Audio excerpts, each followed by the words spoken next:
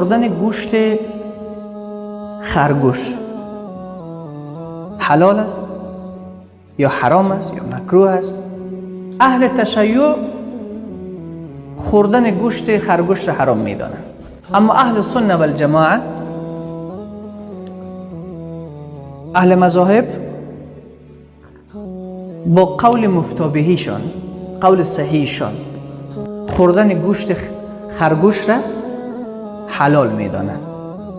ما حدیث داریم در بخاری، حضرت انس رضی الله تعالی عنه میگه یک خرگوش پیدا شد، همه او را دنبال کردیم، همه مانده و خسته شدن. حضرت انس بچه تر بود، چابکتر هم بود، گفت همه خسته شدن ولی من دنبالش گرفتم تا ای که رسیدم به خرگوش هم شکار کردم. بعدش او را بریان کردیم، به رسول صلی الله علیه و سلم پیش کردیم. پیامبر صلی الله علیه و سلم از گوشت خرگوش خورد. خود رسول صلی الله علیه و سلم از او گوشت خرگوش استفاده کردن، خوردن. فقهای ما نوشته میکنه که خوردن گوشت خرگوش حلال است.